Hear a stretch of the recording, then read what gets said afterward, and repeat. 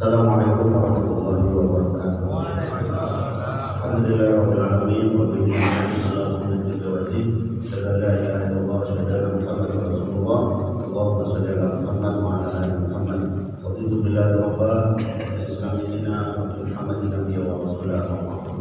Saya muliakan wa PDJ Departemen Baru selaku Kepala Putih. Saya hormati pimpinan Bank Syariah Syariah Ayat pada tim dan tim yang hadir pada hari ini, kemudian pengurus masjid serta tingkat manajemen masjid yang hadir dan yang mudah-mudahan kita semuanya dimuliakan Allah Subhanahu wa taala. Bersyukur kita kepada Allah pagi hari ini bisa dipertemukan di masjid yang mulia ini, dan mudah-mudahan kehadiran kita dalam kegiatan ini banyak mendapat manfaat dan kegiatan kita ini dari Allah Subhanahu wa taala. Salam dan salam kita sampaikan kepada Nabi Muhammad SAW sebagai uswah hasanah kita, teladan terbaik kita, termasuk dalam mengelola dan memakmurkan masjid. Jadi di zaman Rasulullah SAW masjid memberikan pelayanan yang multi layanan. Masjid menjadi pusat layanan bagi masyarakat. Masjid menjadi pusat pendidikan. Masjid menjadi pusat kesehatan, pusat peradaban umat Islam. Baru kemudian makin kesini, justru kadang-kadang fungsi masjid dipersempit hanya sebagai pusat ibadah makhluk saja. Masjid hanya tempat sholat saja. Bahkan ada sebagian masjid yang masih menempelkan pengumuman di masjid, dilarang tidur di masjid, dilarang anak-anak bermain di masjid, dilarang pakai toilet masjid, hanya untuk jamaah masjid, macam-macam lah ya. Itu satu hal. Yang kemudian dari perjalanan kita keliling di 12 kabupaten kota, kebetulan saya sudah pernah menjadi pengurus Dewan Masjid ini sejak di Meranti, satu periode sebagai ketua. Kemudian periode yang lalu 5 tahun yang lalu bersama Ustaz Masuri ketua dan saya sekretarisnya, dan kemudian sekarang satu periode sampai 2026 mendatang saya sebagai ketua PPDMI Provinsi Riau, dan kita sudah keliling 12 kabupaten kota. Kenyataannya memang masih cukup banyak dinamika, problematika, persoalan-persoalan yang terjadi di masjid. Itu tadi sebagian sudah diucapkan oleh Ustaz Marbona, disampaikan ada yang gontok-gontokan, ada yang tengkar-tengkaran, ada yang guling-gulingan, ada yang fitnah-fitnahan, ada yang debat-debatan dan berkesudahan. Sehingga habis energi hanya untuk yang sia-sia, habis energi hanya untuk yang gak penting. Padahal di tempat-tempat lain masjid sudah memberikan layanan ekonomi, masjid sudah punya unit usaha, sehingga bisa memakmurkan masjid dan dimakmurkan masjid. Akhirnya menjadi moto kita dari Pak JK selaku Ketua Umum Pimpinan Pusat Dewan Masjid Indonesia. Moto kita memakmurkan dan dimakmurkan masjid. Jadi tidak hanya memakmurkan, juga dimakmurkan, dan karena itu ruang layanan bagi masjid harus semakin kita perluas. Karena memang begitu tuntunannya. Jadi masih banyak pengurus masjid yang kemudian hanya mempersempit layanan masjid, padahal tidak begitu seharusnya.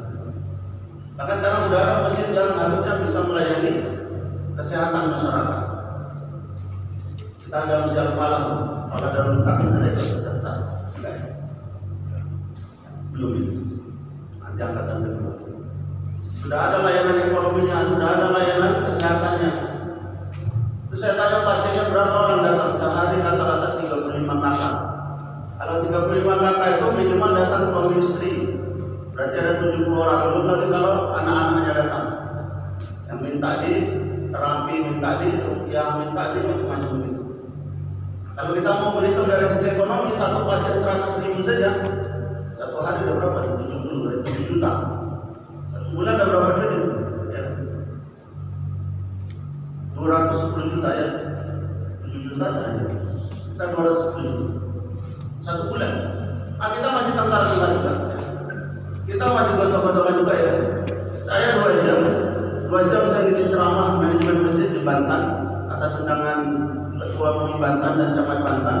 dihadirkan 70 pengurus masjid dari 23 desa. 2 jam saya terocos tentang manajemen masjid, yang dipertanyakan masih kunut tidak kunut. Umat tidak diberikan. Yang didiskusikan kunut tidak kunut. Sudahlah kunut tidak kunut, dia sendiri sudah ngomong pengurusnya. Pak, di masjid kami ada imam yang pakai kunut, ada imam yang tidak pakai kunut. Saya bilang kan gampang, pas suruh imam yang pakai kunut, ya kan begitu. Pas sholat yang lain, suruh yang tidak pakai kunut, kan selesai. Itu pun masih ngeyel. Nanti saya bilang, Pak Kiai, baru aja selesai, kan tidak selesai sama saya. Tak pulang-pulang saya dalam layar ini sudah. Itu artinya pengurus masjid kita memang masih banyak yang perlu kita ajak diskusi, ya, ajak belajar dan sebagainya. Bapak Ibu yang dirahmati Allah Subhanahu wa taala. Karena itulah perlu namanya manajemen. Manajemen itu secara sederhana itu ada materinya sebenarnya. Nanti boleh di-share saja ya kan untuk bahan pelajaran. Kalau dibahas bisa 1 semester nih misalnya Pak ya kan. 1 semester 16 kali pertemuan kali 2 SKS ya kan. Karena kami dapat pembekalan full kemarin tahun yang lalu Ramadan itu selama 2 minggu dari Kemenang RI, langsung dari Kemenang ya 15 hari itu selama Ramadan dari jam 8 sampai jam sore ya, sampai jam 15. Malah ada tugas-tugasnya lagi ya kan. 3 orang yang mewakili dari DMI, saya, Ustaz Tona dan Ustaz Masyuri. Nah, makanya ini juga yang kita share ke Bapak Ibu semuanya supaya masjid kita ini benar-benar makmur. Kita kalau menghitung nilai masjid Nurul Islamnya aja berapa miliar kita kira-kira ini. Belum lagi masjid An-Nur ya, Ayahanda Sebastian hadir sudah ayah. Belum lagi masjid An-Nur, duitnya banyak. Masjid mana lagi ya? Masjid yang besar-besar. Tapi coba tengok sholat fardunya berapa satu? Iya. Malah kami GSM sudah 46 kali di Pekanbaru keliling dari masjid ke masjid. Ada dulu satu masjid, Ustaz, kebetulan Pak Ayah datang kan. Kalau Pak Ayah datang tentu ceritanya nggak jauh-jauh dari proposal kan begitu ya. Ustaz, kami butuh duit 450 juta. Untuk apa? Untuk bangun fisik masjid. Waktu itu untuk 2 lantai kalau nggak salah ya. Terus saya tanya, Pak, kegiatan untuk bapak-bapaknya ada nggak? Ada Pak, apa? Jumatan, nah itu lagi. Jumatan ya. Begitu. Terus kegiatan untuk ibu-ibunya sudah ada atau belum? Majlis taklim? Belum Pak. Untuk anak-anaknya, anak-anak ngaji sudah ada? Ada tapi belum seberapa. Ya terus ngapain harus dibangun masjid megah indah ya kan? Sementara kegiatannya minim. Ya kan? Ada satu masjid juga mau bikin kegiatan untuk anak-anak ngajar ngaji, cari duit untuk bayar guru ngajinya saja kelimpungan. Terus dia mau bangun fisik yang lainnya. Kita ini kadang-kadang di beberapa masjid saya temui paling tidak care dengan yang namanya guru ngaji. Itu yang kadang membuat saya paling jengkel ya kan. Kita sendiri nggak sanggup, jamaah kita ini kadang-kadang berpikir begitu. Kita ini sendiri nggak sanggup orang tuanya ngajari anak kita ngaji. Terus disuruh ngaji di masjid, ada gurunya nggak mau bayar. Aku paling jengkel saya. Gitu. Ada yang kayak gitu. Ada juga yang kemudian dia pengumuman di masjid. Kita memberikan santunan untuk anak yatim 16 orang sebesar masing-masing 2 juta. Saya tanya, kegiatan untuk pembinaan anak-anak ada nggak Pak? Nggak ada Pak. Kenapa? Anak-anaknya nggak ada kata dia. Lah tadi yang anak-anak yatim itu emang apa gitu kan? Gitu. Sudah ada 16 anak yatim, kata dia anak-anak tidak ada coba. Padahal anak yatim itu betul yang harus kita kasih program pembinaan Pak. Karena anak yatim ini harus kita kuatkan dengan apa? Dengan keilmuannya. Kita harus kuatkan anak yatim ini dengan ilmu pemahaman agama. Yufaqihu fiddin. Tidak hanya cukup dengan duit. Kenapa saya berani ngomong? Saya ini ketua pengurus masjid juga Pak. Kita kasih mereka duit tiap bulan, tiap tahun, berapa kali Ramadan, sekolah segala macam. Ternyata akhlaknya justru ada yang tidak baik. Yang perempuan yang pakaiannya ketat, seksi sampai jadi fitnah dan seterusnya ada tuh Pak. Yang anak-anak sudah SMA itu kan sudah beranjak dewasa, pakaiannya nggak terurus, jadi fitnah di tengah masyarakat. Padahal kita bantu dengan santunan anak yatim. Nah, jadi inilah yang banyak masih terabaikan di lingkungan masjid kita. Makanya memang jadi pengurus masjid itu ada, Pak, kalau itu semua diurus banyak kali tugas pengurus masjid. Ah, itu dia. Siapa suruh jadi pengurus masjid? Ya kan? Jadi pengurus masjid namanya pengurus, tugasnya ngapain? Mengurus. Kalau nggak sanggup mengurus, angkat bendera putih, suruh yang lain yang sanggup. Dah itu aja. Toh nggak dibayar juga? Ada nggak di antara bapak jadi pengurus masjid dibayar? Nggak ada. Digaji ada digaji? Nggak ada. Iya kan? Sudah tidak digaji, sudah tidak dibayar segala macam, kita masih banyak mengeluh pula ya. Begitu. Sebetulnya ada bayarannya, Pak. Dan yang membayar itu adalah Allah Subhanahu wa Ta'ala.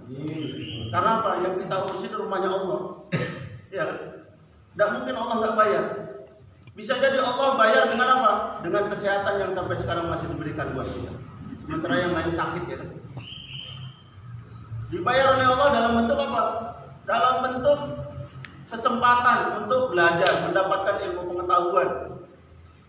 Barang siapa yang keluar dari rumah tujuan untuk menuntut ilmu, Allah bukakan jalan-jalan menuju surga. Yang lain mau belajar malas karena apa? Sudah merasa pinter, sudah merasa hebat, sudah merasa keren ya kan?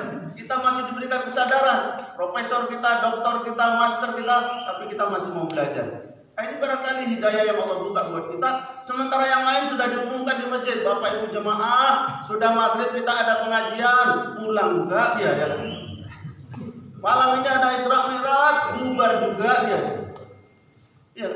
Padahal Isra Mi'raj, Maulid Nabi, ceramah, kajian ilmu, itu apa? Sarana kita untuk membuka jalan-jalan kita menuju surganya Allah Subhanahu wa Ta'ala. Saya kadang heran saya. Pas diundang ceramah, sholatnya 4 saf, tapi begitu pengajian ya kan?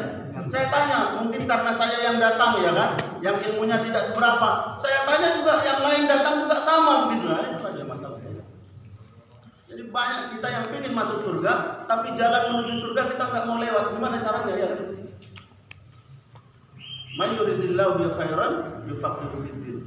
Jika Allah ingin perbaiki hambanya, maka Allah kasih pemahaman agama, bukan dikasih jabatan, bukan dikasih harta, bukan dikasih fasilitas, ya kan? Tapi pertama kali Allah kasih pemahaman agama. Dapatnya dari mana? Dari ikut kajian, dari belajar, dari nuntut ilmu. Talabul ilmi fardhatun 'ala kulli muslim. Ini karena sudah profesor, merasa doktor, merasa master, merasa lebih pintar, merasa lebih hebat, duduk kajian enggak mau. Nah, itulah masalahnya. Begitu. Nah, makanya Ibu Bapak sekalian dirahmati Allah, sebetulnya kita jadi pengurus masjid ini melalui jamaah Allah yang pilih. Kenapa? Kadang ada orang mau jadi pengurus, tapi jamaah nggak mau, itu repot ya kan? Iya, kadang-kadang Pak, jadi pengurus masjid ini ada yang nafsu, merasa jadi pengurus tuh popularitasnya jadi lebih hebat ya Bu ya, kayak gitu. Untuk gaya-gayaan ya begitu. Makanya terus terang, kami setiap GSM Ustaz Marabona, kami absen. Kami datang, ini kadang-kadang masalahnya begini, kami datang GSM itu lebih banyak pula rombongan kami datang ketimbang jamaah tempat yang datang. Nah, itulah. Jadi kalau ada serapan kami aja yang menghabisinya ya. Itu dia kan. Jadi apa namanya? Kami absen. Ketua pengurusnya ada nggak? Pengurus-pengurusnya banyak yang hadir. RT RW-nya hadir nggak? Ada nggak pejabat yang tinggal di sekitar lingkungan masjid? Kami selaku dewan masjid ini ngomong apa adanya. Saya bilang kalau ada ketua masjid tidak sering datang ke masjid, gantikan saja sebenarnya. Kenapa? Kita ringankan pertanggungjawaban dia di akhirat di hadapan Allah Subhanahu wa Ta'ala. Jangan salah Pak. Walaupun tidak digaji, walaupun tidak dibayar, sepanjang SK tercatat nama kita, akan Allah minta pertanggungjawaban kita dunia akhirat. Dunia masih bisa kita akal-akali mungkin, tapi di akhirat tidak akan satu pun yang terlepas dari pertanggungjawaban Allah Subhanahu wa taala. Maka saya sarankan di mana tempat, saya sedang ngisi di Meranti, sedang ngisi di Rohul, sedang ngisi di Rohul, sedang ngisi di Mengkalis dan seterusnya, dimanapun tempat kita sampaikan, kalau sudah tidak sanggup ngurusi masjid, jadi ketua pengurus masjid, jadi pengurus masjid, angkat bendera putih, undur diri sudah. Ya kan? Untuk apa? Meringankan beban pertanggungjawaban kita di akhirat. Kadang mohon maaf karena dia pejabat, dia juga yang mau jadi pengurus masjid. Padahal jabatan dia itu sudah banyak sekali tugas amanah yang harus ditunaikan. Dia juga ya. Akhirnya masjid jarang hadir. Kenapa begitu Bapak Ibu? Kan sekarang ini masyarakat kita ini cara pikirnya tuh masih cara pikir yang sederhana. Dia mikir Pak, alah ketua masjidnya aja gak ada, nampak ke masjid, ngapain kita datang ke masjid? Itulah masalahnya. RT RW-nya nggak ada, nampak ke masjid kecuali seminggu sekali, ya kan? Itu pun terlambat kan begitu ya kan? Nah, ngapain kita rajin-rajin? Ini cara pikir jamaah masyarakat kita. Salah nggak Pak? Nggak salah, karena apa? Karena memang yang dibutuhkan oleh masyarakat jamaah kita itu contoh dan teladan. Dan ini misi utama Rasulullah SAW, memberikan keteladanan. Makanya kalau Pak RT, Pak RW, gotong royong ayo nyangkul, RT RW dulu pegang cangkul, walaupun nggak nyangkul juga ya kan, minimal pegang cangkulnya jadi lah ya. Ini minta orang nyangkul, cangkul pun dia tak bawa ya kan, gimana caranya kan Pak? Gitu. Begitu juga pengurus masjid, ketua masjid, kita ingin ajak pengurus datang, kita dulu nih yang bosnya nih, yang ketuanya nih, yang dituakan, yang dikedepankan untuk jadi ketua, kita datang dulu. Kalau kita nggak datang, gimana kita bisa memilih pengurus yang lainnya nggak datang? Kali dia lah, ketua aja nggak datang. Kan begitu ya. Tapi kalau kita sendiri sudah datang, oke lah, zuhur, asar, maghrib, isya mungkin sibuk dengan keperluan yang lain. Minimal subuh. Kalau subuh ini mau alasan apa lagi kita nggak datang ke masjid kecuali malas. Tapi kalau pengurus masjid malas subuh ke masjid, gimana yang lain kan begitu. Jadi keteladanan ini yang penting dimunculkan di dalam kepemimpinan masjid dalam kepengurusan masjid. Karena kami punya asumsi, lihat cek SK saja ya kan. SK saja itu satu masjid pengurusnya tidak kurang dari 25 orang. Coba cek SK kita masing-masing. Berapa banyak? Karena yang minat jadi pengurus masjid itu banyak memang, yang kerja sedikit ya kan. Saya punya asumsi kalau semua pengurus masjid datang minimal satu sak itu sudah dipenuhi oleh pengurus masjid. Jika perlu kapten langsung, saya pengurus sak pertama milik saya. Ya nggak begitu juga ya kan. Maksud saya, kalau semua pengurus masjid saja datang, sak pertama itu udah penuh lah dengan pengurus masjid. Begitu. Tapi kenyataannya kan enggak. Subuh paling 8 orang, kadang-kadang masjid. Sedih kita melihatnya. Kan? Sementara masjidnya megah, indah dan seterusnya. Nah, ini satu hal yang perlu mendapatkan perhatian kita Bapak Ibu. Dan jadi pengurus masjid ini memang banyak juga tantangan ya kan, hambatan. Saya jadi pengurus masjid 3 tahun tuh banyak aja cerita ya. Kita bikin program Ramadan 1 rakaat 1 halaman, belum 1 juz ya Pak, 1 rakaat 1 halaman baru protes. Yang protes ibu-ibu, Pak gini capek, lama kali tulis segala macam. Saya jelaskan pertama Bu, yang diminta untuk tegas itu, untuk diutamakan sholat jamaah ke masjid itu bapak-bapaknya. Ibu-ibunya tidak wajib jamaah ke masjid. Itu satu hal. Jadi kalau ibu merasa terbebani dengan kegiatan kita sholat tarawih 1 rakaat 1 halaman, ibu boleh cari masjid atau musola yang lain. Itu satu. Yang kedua, bahkan ibu nggak datang ke masjid pun nggak apa-apa sebenarnya. Itu saya, ya kan? Itu karena saya ketua masjid nih Pak, ya kan? Gitu. Adalah power saya dikit ya kan? Dan kita jelasin yang benar kan? Benar nggak Ustaz? Dari mana Ustaz kita ini? Benar nggak? Yang diharuskan ke masjid itu yang laki-laki, yang ibu-ibu nggak usah. Gitu. Jadi ibu-ibu nggak datang ke masjid nggak ada masalah. Ya?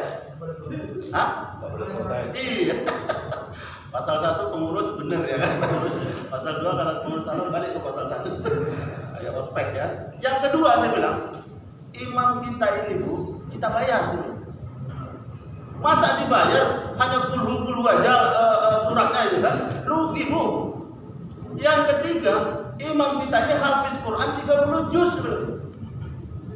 Dia sendiri malu, ya kan? Kalau kita suruh baca puluh saja, sementara hafalannya 30 juz. Kalau cuma puluh biar saya aja lah yang imam ya kan? Dapat juga bayaran 100.000 satu malam kan begitu ya kan? Begitu. Tarawih itu. Jadi makanya 1 halaman 1 rakaat. Yang lain saya bilang, bisa jadi bapak-bapak kita ini puasa-puasa tapi sibuk kerja. Ibu-ibu juga mungkin sama, yang itu yang ini. Nggak sempat juga tadarus Quran sepanjang Ramadan sebilang. Minimal sepanjang sholat itulah kita dengarkan bacaan Quran dari imam kita. Minimal itu. Karena apa? Al-Quran itu membacanya, mendengarnya, Allah kasih pahala berlipat. Coba, bukan membaca, cuma mendengarkan. Sambil berdiri pun protes. Inilah hebatnya jemaah kita ini. Luar biasa kan begitu. Jadi, dah jalan. Saya telusuri, saya telusuri. Ternyata memang ada provokatornya, ya kan? Nah, provokatornya ternyata sekalipun tidak ada datang ke masjid. Inilah Pak sebenarnya masalah kita ini. Yang banyak ngobrolin masjid, memprotes masjid. Ternyata yang karena memang dia nggak tahu tentang masjid dan dia nggak datang ke masjid. Ketemu saya orangnya, saya panggil lagi ibu tuh, Bu, ibu kemarin protes kan? Ya. Sekarang saya sudah tahu kenapa ibu protes bilang. Kaget dia kan? Kenapa Pak? Sudahlah ibu nggak usah rahasia-rahasia sama saya punya intel juga di sini sebenarnya. Sekarang gini aja Bu, kalau ibu nggak senang hati juga, ibu kan sudah tahu tuh siapa dia, siapa saya sebenarnya. Nah, sekarang coba kita berhitung. Berapa kali sehari dia datang ke masjid, berapa kali sehari saya datang ke masjid. Berapa kali satu minggu dia datang ke masjid, berapa kali seminggu saya datang ke masjid. Berapa kali sebulan dia datang ke masjid, berapa kali sebulan saya datang ke masjid. Saya pede aja karena sudah tahu orangnya, memang dia nggak ada datang ke masjid begitu kan. Makanya saya agak ngegas sedikit kan begitu ya kan. Sekarang Bu saya bilang sama ibu, mau sehebat dia, mau profesor dia, mau dokter dia, nggak pernah dia datang ke masjid, ya kan?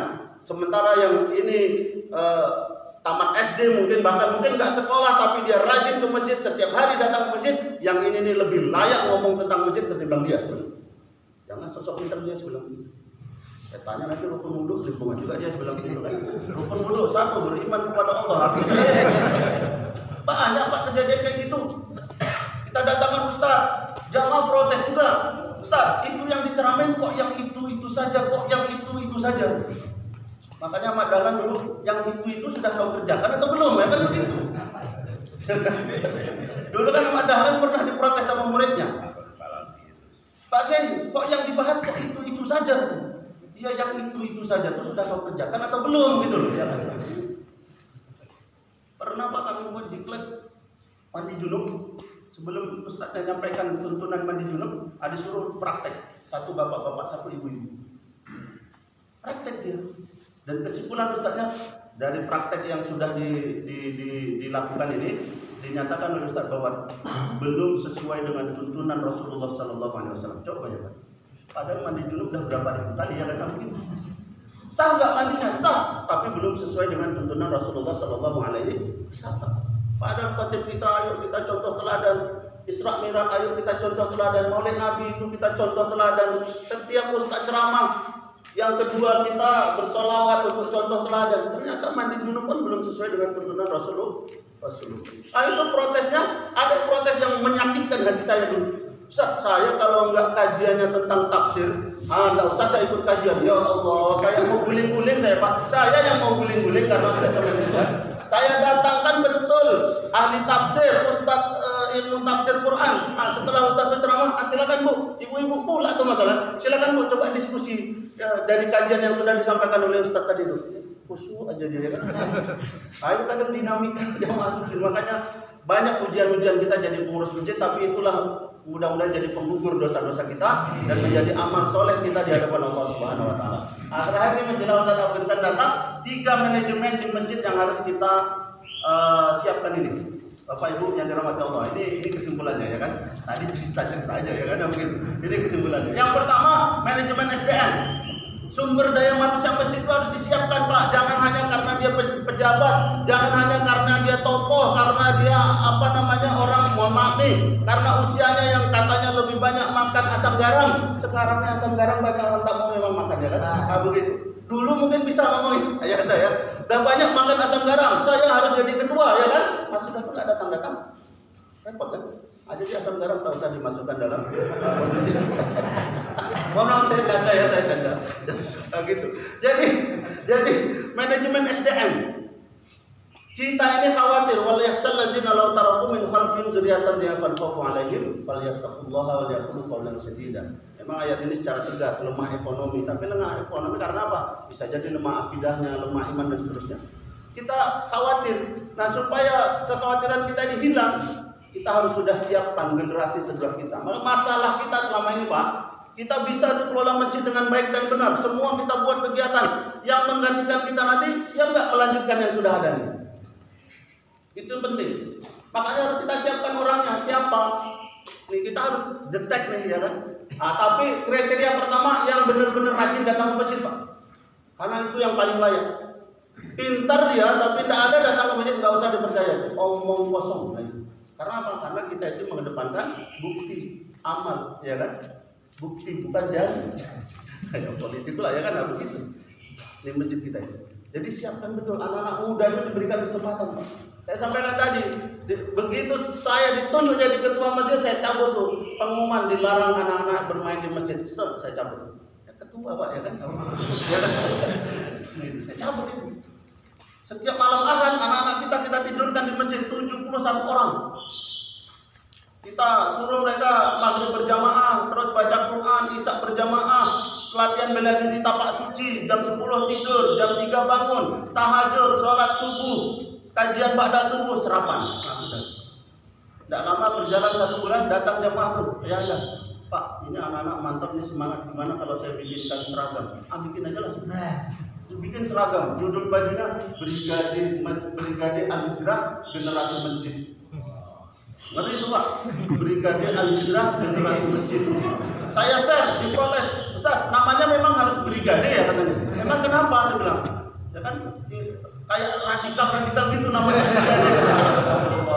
Ada aja yang nggak begitu kan. Padahal ini sedekah infak orang, Pak. Saya nggak keluar duit, masjid nggak keluar duit. 71 kali berapa tuh harga satu lembar bajunya itu jamaah, Pak. Karena Pak seneng jamaah lihat anak-anak ada di masjid. Kalau dia nggak di masjid, entah di mana-mana dia pergi. Terjadi narkoba, seks bebas, maling, mencuri dan seterusnya, meresahkan masyarakat. Makanya anak-anak kita kalau tak dikasih kesempatan main di masjid, ntar dia cari tempat main-main yang lain. Kalau sudah terjadi narkoba, pengurus masjid yang paling bertanggung jawab menanggung dosanya. Gimana itu? Ya kan? Kenapa? Kita pengurus masjid ini pingin enak supaya anak-anak tidak main di masjid. Katanya masjid tetap bersih, masjid tetap tertib. Maka pasanglah pengumuman. Kalau pengurus masjid tugasnya kerjanya cuma ngasih pengumuman, ya kan? Nah, enggak usah kita jadi pengurus masjid, suruh aja anak SD SMP itu jadi pengurus masjid. Nah, gitulah saya. Ini sudah agak terlanjur ngomong ini, ceplosan ya kan. Tapi begitulah, Pak. Bagaimana sekarang itu masjid jadi dibuat seperti museum ya, ya. Kemarin datang lapor ya kan, datang lapor ini saya biasa lapor ke Ustaz Bona ini itu tadi beliau sampaikan ada yang pengurus masjid gontok-gontokan tengkar-tengkaran, lapor ke Polres, lapor ke Polda, ngapain gitu kan? Cari masalah gitu kan? Gitu. Sudah tuh kemarin datang tiba-tiba, Ustaz saya mau lapor apa nih Pak? Gitu kan? Dari mana? Saya sholat di masjid awal tadi sholat maghrib, saya suami istri. Terus memanglah istri saya itu tidak berjilbab. Cuman masih lumrah lah Pak itu. Pakainya tidak ketat, pakai baju biasa lah, baju pendek, celana panjang katanya, baju longgar. Selesai sholat didatangi saya sama ketua pengurus masjid, kata-katanya istri saya katanya. Iya kan? Kamu nih ke masjid kayak gini pakaiannya ini segala macam katanya kan begitu. Hanya lapor dia, katanya udah bikin laporan secara tertulis, coba Pak ya kan? Laporan secara Astagfirullah, ya memang dua hal yang kita lihat. Pertama memang ibunya harusnya pakai jilbab, oke lah ya kan, ini kan menyangkut pemahaman juga ya kan. Nah pengurus masjid ini yang harus ngalah dulu lah. Boleh diingatkan tapi dengan cara yang baik, dengan kata-kata yang baik. Bilang aja Bu, kalau ibu nanti mau datang ke sini, tolong pakai jilbab ya Bu. Begitu. Ini enggak, kamu aja ke sini ke masjid pakai jilbab kayak gini itu ini ya. Meradang juga lah suaminya kan begitu. Coba kalau istri kita digituin sama orang lain, gimana sikap bapak kira-kira? Kalau saya langsung saya tempelin tuh Pak, ya kan?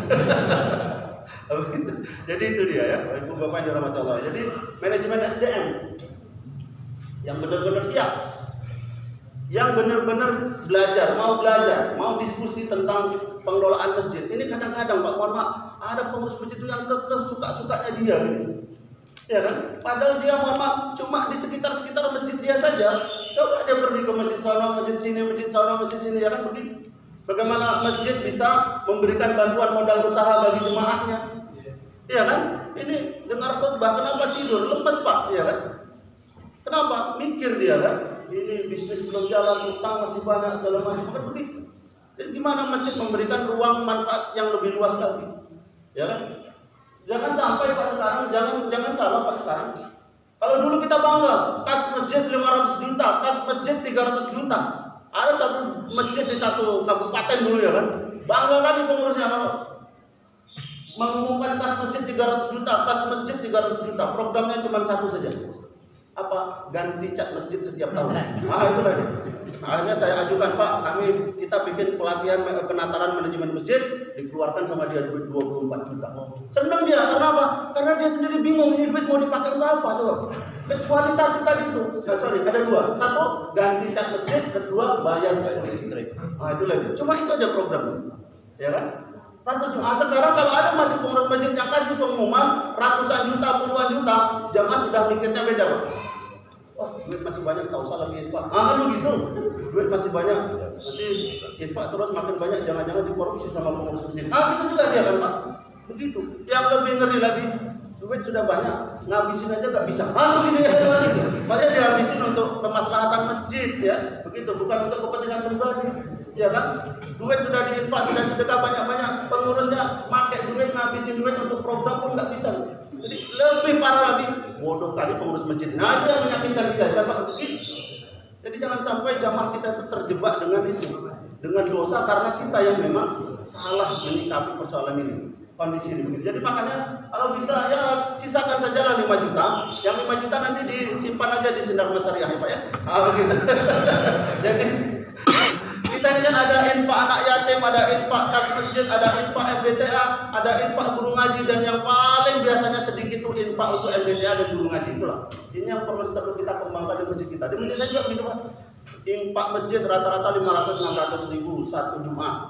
Infak anak yatim setara dengan infak Jumat. Ya, jadi sebetulnya jemaah kita tuh paling demen infak anak yatim 500 sampai 600. Begitu infak MDTA untuk guru ngaji 89.000, ya kan? Begitulah. 99.000, 100.000 aja nggak nyampe Pak coba. Ini masalah memang yang harus kita sadarkan kepada jemaah kita ini. Ibu Bapak dirahmati Allah Subhanahu wa taala. Jadi pastikan SDM kita, anak-anak muda masjid kita itu direkrut. Saya Pak, ini sekaligus saya tawarkan. Saya sudah voice ke Pak Ayat Cahyadi, tapi belum direspon. Tadi saya ingin diskusi juga sama beliau. Kalau bisa Ramadan besok sekolah tidak diliburkan, itu satu. Tapi kegiatannya tidak usah di sekolah, buat kegiatan di masjid, pesantren masjid. Itu yang sudah kami buat dulu sama Wali Kota Fauzi Bahar di Kota Padang, dan dilanjutkan oleh Pak Mahyadi Ansarullah, alhamdulillah. Jadi anak-anak kita itu Ramadan tidak diliburkan, tetap sekolah, tapi kegiatan sekolahnya dipindahkan ke masjid. Kasih dia buku kontrol. Dibuatlah jadwal jam 8, jam 9 sampai jam 11, jam 11 sampailah jam setengah 6 sore menjelang berbuka. Diundang ustaz-ustaznya untuk ngasih ceramah ke anak-anaknya selama 1 hari secara bergiliran sesuai dengan jadwal. Pertanyaannya, siapa nanti yang membayar ustaznya? Suruh masjid yang bayar ustaznya. Saya yakin kalau di Pekanbaru nggak ada duit untuk kayak gitu, ya kan? Tapi dulu Pak Fauzi Bahar pertama dia siapkan duit 1 miliar. Jadi kami kan dulu mahasiswa Pak di Padang tuh. Kami yang ngisi ceramahnya, kami yang mengelola, kami yang panitia. 1 kali tampil dibayar 50.000. 1 hari 4 kali tampil, 4 kali ngisi, 4 tempat, 4 jadwal. Jadi 200.000. Kalilah 3 pekan. Berapa duit tuh? Mahasiswa ya kan? Hitung-hitungannya itu aja ya kan? Begitu. Tapi dapat pengalaman, dapat pitih ya kan? Gitu. Dapatlah berbuka ya kan gitu. Jadi pekan pertama anak-anak SMA 1 pekan. Pekan kedua anak-anak SMP, pekan ketiga anak-anak SD. Rutin itu. Ya kan? Nah, dan pelaksanaannya bagaimana? Pelaksanaannya tidak ditentukan. Misalnya SMP 1 kegiatannya di Masjid Nurul Islam, SMP 2 kegiatannya di Nurul Iman, enggak begitu. Anak-anak diberikan kesempatan ikut pesantren Ramadan di mana di masjid di mana mereka tinggal. Jadi di satu masjid itu bisa dari SMP 1, bisa dari SMP 2, SMP 3 ngumpul dia di masjid tempat tinggal, dan pada saat itulah ambil kesempatan pengurus masjid untuk apa? Membentuk pengurus remaja masjid di masjidnya masing-masing. Sudah Idul Fitri kasih dia program lanjutan, kasih dia uang untuk bikin kegiatan. Begitu cara kita mempersiapkan generasi muda masjid kita ke depan, Pak. Ini tapi belum direspon sama Pak Yan, ya kan? Nah, saya rencana kalau enggak juga direspon, nanti saya ajak diskusi, saya temui, saya bicarakan, nah mudah-mudahan bisa terlaksana. Kalau enggak, saya mau ngadap ke Pak Kamsul, Kadis Pendidikan Provinsi Riau. Kalaupun tidak bisa semua, minimal di sekolah SMA, tingkatan SMA kita buat pesantrennya. Supaya apa? Supaya semua kita pengurus masjid bisa membentuk struktur pengurus remaja masjid di masjidnya masing-masing. Dan mereka lah yang kita persiapkan untuk menggantikan kita di masa mendatang. Jadi ini penting nih, tugas menyiapkan sumber daya masjid kita ini. Saya kayaknya perlu buka jaket ya. Mohon maaf. Agak aneh ya, agak panas. Oke. Jadi itu yang pertama. Yang kedua, manajemen kegiatan. Itu tadi sekilas sudah saya sampaikan. Bikin kegiatan banyak, insya Allah infak datang banyak. Dan ini saya sudah beberapa diskusi dengan pengurus masjid. Kenapa nggak ada uang masuk, Pak? Sekarang kegiatannya apa saja? Nggak ada kegiatannya, gimana mau duit masuk, ya kan? Coba umumkan, kita insya Allah renovasi masjid. Pasang gambarnya seperti ini. Insya Allah, Pak, transfer berapa? 20 juta. Transfer berapa? 5 juta. Ya kan? Saya sudah punya pengalaman pribadi, Pak. Belum RAB-nya kita keluarkan, baru gambarnya ini loh Bapak Ibu, kita mau renovasi masjid kita, langsung transfer 20 juta. Jadi ngeri jamaah kita tuh. Jadi mereka tuh mau infak sedekah kalau sudah jelas peruntukannya untuk apa. Sekarang tren nih, Pak. Di masjid kita untuk makan-makan saja infaknya bisa terhimpun dalam satu pekan tuh 4,4 juta. Coba bayangin. Ngeri kan? Jadi saya berkesimpulan ternyata jemaah kita ini masih lebih semangat diajak makan-makan ketimbang untuk yang lainnya. Tapi kenapa bisa begitu? Karena mereka langsung merasakan infak langsung bisa dimakan, infak langsung bisa dinikmati, ya begitu lah. Macam mana masjid kita itu bikin program seperti itu? Bikin tahsin Quran, kita ingin bayar gurunya 2 juta sebulan misalnya kan? Ayo ikut. Bahkan kadang-kadang kalau sudah jelas gitu, yang mungkin tidak sempat ikut tahsin pun dia mau ikut membayar. Tapi kegiatannya dibuat. Tuh ya, jadi manajemen kegiatan, program kerja. Tadi termasuk program kerja ekonomi, program kerja kesehatan, program kerja pendidikan, dan seterusnya. Nah, khusus ekonomi nanti memang kami bahas secara khusus. Karena begini, Pak, masjid ini pasar yang luar biasa. Bahkan ini pasar permanen. Ada 200 jemaah saja di masjid yang setiap hari jemaah itu butuh beras, setiap hari jemaah itu butuh kopi, setiap hari jemaah itu butuh gula, setiap hari jemaah itu butuh minyak goreng walaupun sekarang langka, dan seterusnya, ya kan? Tapi yang pasti mereka beli itu semua. Pertanyaannya, selama ini mereka beli di mana? Bahkan kita sendiri beli di mana? Coba ada kios kecil saja di masjid, di situ ada beras, ada kopi, ada macam-macam kebutuhan harian kita. Nggak usah berharap dari yang lain-lain dulu. Jemaah saja ini dulu, jajanan anak-anaknya sediakan dulu 1 juta sampai 1.500.000 omsetnya per bulan, Pak. Kok tahu, Pak, misalnya itu udah kita buat, Pak, di sana di tempat kami. Begitu kami bikin toilet, infak tertinggi berapa, Pak? Infak tertinggi 5 juta. Itu terakhir keramik butuh duit 5 juta, langsung cash 5 juta. Tapi begitu kami buka kesempatan, kita buka unit usaha, start, kami invest 50 juta. Keluar duitnya 50 juta, Pak. Itu pula jamaah kita tuh kadang-kadang. Untuk keramik, untuk fisik masjid 5 juta. Dan paling tinggi 20 juta. Tapi begitu untuk usaha, dia mau invest 50 juta. Coba kami tegak, jangan, Pak, nggak bisa. Ini maksimal 10 juta. Karena pingin apa? Karena ini dihimpun dari jemaah. Kita pingin banyak yang invest, jamaah yang menyertakan modalnya, nanti jamaah juga yang belanja. Akhirnya apa? Itulah dari jamaah, oleh jamaah, untuk kemaslahatan, kemakmuran masjid. Dan sudah kita buat di awal itu, sekian persen untuk kas masjid. Amin. Ini ekonomi yang kita gerakkan. Sampai tadi Al-Falah, 70 orang saja, Pak, datang pasien kali 100.000, 7 juta sekali. Berhitung kita di sini. Yang selama ini entah kemana-mana perginya, ke dukun lah, kemana-mana, ya kan, syirik lagi dan seterusnya, ya kan, begitu. Jadi ayo, nggak usah mikir yang susah-susah, yang gampang masih banyak. Gitu ya, kegiatan masjid kita ini. Kalau belum juga nanti kita dampingi. Kami dulu pertama, perkiraan kami bikin swalayan masjid Al-Hijrah itu 200 juta. Ternyata dengan 100 juta sudah selesai, tinggal gunting pita. Itu lebih. Kami mikirnya dulu begitu, butuh duit 200 juta itu ternyata dengan 100 juta sudah selesai dan bahkan kami tinggal gunting pita. Gimana caranya Pak? Nanti kita diskusi di luar ini lah ya kan. Ini butuh forum khusus dia kan gitu. Gitu. Dan yang ketiga, manajemen keuangan. Ini contoh yang sudah bagus. Ya kan? Sudah ada plang nama nih, plang laporan keuangan nih. Ini untuk melakukan akuntabilitas, memastikan akuntabilitas sudah cukup minimal gitu.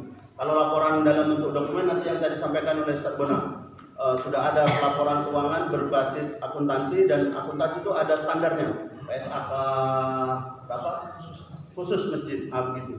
Nah, jadi kalau mau ajuin proposal, lampirkan yang akuntansi itu supaya terlihat mantap gitu ya. Nah, bisa terlihat mantap aja jadilah ya kan, walaupun belum benar-benar mantap, tapi prosesnya sudah kita jalani. Jadi ini minimal di Jumat berapa duit masuk, berapa duit keluar, dari mana masuk, untuk apa keluar, itu saja dijelaskan, insya Allah sudah selesai itu ya. Jadi makanya duit masjid itu tidak terlalu rumit lah ngurusnya, kecuali memang ada yang mau dibikin ribet dan rumit, nah, itu lain cerita ya kan begitu. Tapi aslinya gampang, aslinya sederhana. Berapa duit masuk dari siapa? Ini infak dari ibunda dari Ibu Rusmiati diniatkan untuk pahala bagi almarhum ibunya. Gitu-gitu aja ya kan, 200.000, 1 juta. Kalau bayar rekening tinggal diumumkan, transfer duit, gitu-gitu aja diumumkan dari siapa, berapa besarnya, dan keluar untuk apa. Itu saya pikir sudah selesai aja, jangan terlalu ribet juga. Ya, begitu. Karena apa? Karena itu tadi pengurus masjid tidak digaji, tidak dibayar, jadi yang gampang-gampang aja kita buat ya. Gitu. Nah, tapi jangan karena mau gampang cuma tinggal pasang-pasang rumah saja. Dilarang tidur di masjid, dilarang padahal pas dengar khutbah semuanya tidur ya kan gitu. Dilarang anak-anak bermain di masjid ya. Dan kalau ada pengurus masjid yang masih kewalahan untuk menghadirkan jemaah, bekerja samalah dengan jemaah tabligh. Dijalin kerjasama dengan jemaah tabligh ini karena belum sempat aja. Saya rencananya mau ngajak jemaah tabligh sekitar 30 orang untuk 1 pekan di Rupat. Karena Rupat itu kristenisasinya luar biasa. Sekarang kita baru berhitung berapa mu'alaf kita, tapi kita belum pernah berhitung berapa yang murtad dari Islam ke agama yang lain. Itu makanya kami sama Ustaz Donar rencana mau Rupat 1 minggu. Apain 1 minggu di sana? 1 minggu di sana kita mau roadshow dari masjid ke masjid, mau menghimpun jamaah ke masjid dan plus mancing kabarnya begitu ya. Nah itu bonus saja kalau sempat ya Anda ya kan. Tapi niat awalnya itu, kenapa nggak ngajak jamaah tabligh Pak? Saya ketua masjid, saya ketua pimpinan wilayah Dewan Masjid Indonesia Provinsi Riau. Hebat nggak tuh? Hebat. Tapi yang namanya ketuk assalamualaikum, ayo datang ke masjid, belum berani saya Pak. Ya kan? Tok, ayo Pak, sholat asar ke masjid, tok, ayo zuhur ke masjid, tok, ayo maghrib ke masjid, tidak berani saya Pak. Orang mungkin kenal saya, tapi mungkin karena tidak biasa bisa ditempelin kita Pak, ya kan begitu. Tapi jamaah tabligh dengan caranya dia, itu selesai sama dia. Siapapun orangnya, begitu. Kadang-kadang dimarahi, ya kan, tapi mereka tahan menerima amarah orang. Saya nggak tahan Pak. Itu masalahnya. Jamaah tabligh toto, ayo Pak kita ke masjid. Marah-marah juga mungkin orang, tapi dia, ya Pak, ya kan? Kita ini perkara iman ini, kita gitu ya kan? Ya bisa itu gitu kan? Makanya coba ya yang bertato-tato yang, dan kalau saya udah temu itu testimoni persaksian orang-orang yang bertato-tato itu luar biasa Pak. Saya dulu Ustaz, kalau nggak ketemu sama jemaah entah jadi apalah saya gitu. Yang mohon yang narkoba lah, yang maling lah, ngaku dengan sendirinya. Boleh ngaku, boleh. Bagian dari cara mereka bertaubat. Bisa Pak, berani. Kalau ada berani, boleh saya ajak ke Rupat nih. Jangan takut Pak yang berani. Makanya kemarin mereka lapor Pak, ada pengurus masjid yang belum memberi kesempatan kami iktikaf di masjid. Iya, saya tahu tuh masalahnya apa. Karena Bapak datang, Bapak pajang-pajang celana di depan masjid, Bapak jemur-jemur apa segala macam depan masjid. Nah, karena itu kita yang punya otoritas. Saya sebulan sekali undang jemaah tabligh Pak. Tapi begitu mereka datang Ustaz, tasnya letak di sana tuh, ada di ruangan lantai 2. Nah, tidurnya di sini tapi pakai alas. Masaknya di dapur sana. makannya di sini. Jadi kita arahkan, dan itulah tugas pengurus masjid. Jangan asal enak saja, tidak bisa, ya kan? Jika perlu sama mereka kita kasih tugas. Ustaz, itu pergi ke rumah yang sana, itu yang paling bandel. Selesaikan, ya kan? Yang nggak bisa selesai sama kita, suruh selesaikan sama jemaah tabligh. Tidak lawan, Pak. Jadi malah sekarang saya bilang dia kan 3 hari. Bisa nggak 10 hari? Saya bilang. Bisa Pak, sekarang sudah ada kebijakan 10 hari ya Pak. Jika perlu Pak, maaf, kita kasih dia kopi, kita kasih dia teh, kita bantu dia beras, seperti itu Pak, gitu. Jadi sudah saatnya kita ini masjid menjadi pusat persatuan umat, ya kan? Bukan tempat untuk saling menjatuhkan, bukan tempat untuk saling mengabaikan, ya kan? Yang kita sendiri nggak bisa, mereka bisa. Sepanjang masih asyhadu an la ilaha illallah wa asyhadu anna Muhammadar Rasulullah, ya kan? Jadi kita ini kadang banyak sekali diprovokasi, kemudian bahkan diadu domba kita sama kita. Jelas Allah pertegas asyidda walal kufar ruhama'u bainahum, tapi kadang-kadang sekarang prakteknya enggak. Sama sesama muslim gontok-gontokan, tengkar-tengkaran, sama orang kafir mesra-mesraan. Kan begitu sekarang banyak, ya kan? Auzubillah. Makanya pengurus masjid ini harus agak berani sedikit, ya kan? Itulah. Maksudnya harus punya prinsip, harus punya sikap. Masjid kita ini coba bayangkan. Bahkan mohon kalau Pak JK sudah arahkan bagaimana kita bisa melahirkan pemimpin-pemimpin dari masjid, wali kota dari masjid, anggota DPR dari masjid. Makanya kami GSM ajak-ajak juga anggota DPR-nya. Apa nama dia? Ada ya? Ada. Pak Ayat ini kita tarik terus ini. Dari 46 hadirlah dia sekitar 20-an kali. Jadi sepanjang dia ada di Kota Pekanbaru, kita ajak dia terus. Sepanjang dia tidak ada tugas keluar, dia hadir terus. Nah sekarang dari situ jemaah sudah mulai mengundang pula dia secara pribadi, ya kan begitu, ya kan? Nah, akhirnya berpisah kami, GSM kami sendiri, dia menghadiri undangan jemaah masjid, pengurus masjid. Karena kami pada saatnya nanti kita hanya akan pilih pemimpin, mau wali kota, mau anggota DPR, caleg yang memang dia peduli dengan masjid, dia rajin ke masjid. Kami di perumahan Pak, kriteria pertama mau pilih RT RW. Kita tunjuk RT RW yang memang sudah rajin ke masjid. Yang nggak rajin ke masjid nggak bisa kita harapkan, mau kaya apapun dia, nggak ada gunanya juga. Nggak akan bisa membawa masyarakat kepada kebaikan. Nggak cukup duit saja sebenarnya. Tapi kalau sudah dia rajin ke masjid, zuhur dia datang ke masjid, masyarakat bisa urusan sama RT RW-nya. Maghrib dia datang ke masjid, masyarakat bisa urusan sama RT RW-nya. Bahkan subuh dia datang ke masjid, masyarakat bisa melapor RT RW-nya. Ini kadang kita cari RT, siang nggak ada, malam belum pulang, ya kan? Mau minta stempel domisili saja susah, ya kan? Kadang-kadang begitu. Karena apa? Itulah nggak ada datang ke masjid. Dicari ke rumahnya, ya kan? Kadang datang ke rumahnya yang nyambut istrinya. Apa? Bapak belum pulang. Bapak tidak ada di rumah. Ya kan? Terus kapan bapaknya ada? Kan begitu. Nah, bagi Pak RT, Pak RW kalau rajin ke masjid efisien. Kenapa efisien?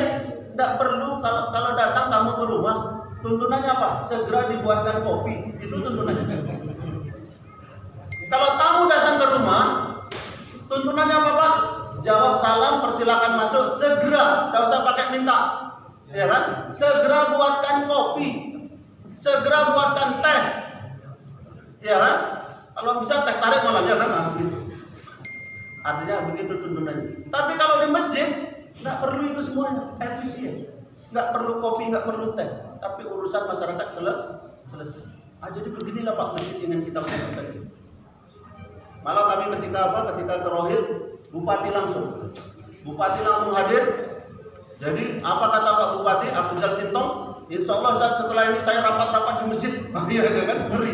Iya Pak, tapi saya pesan Pak, kalau bisa rapat dengan anggota DPR, Bapak ajak dia ke masjid. Gitu caranya.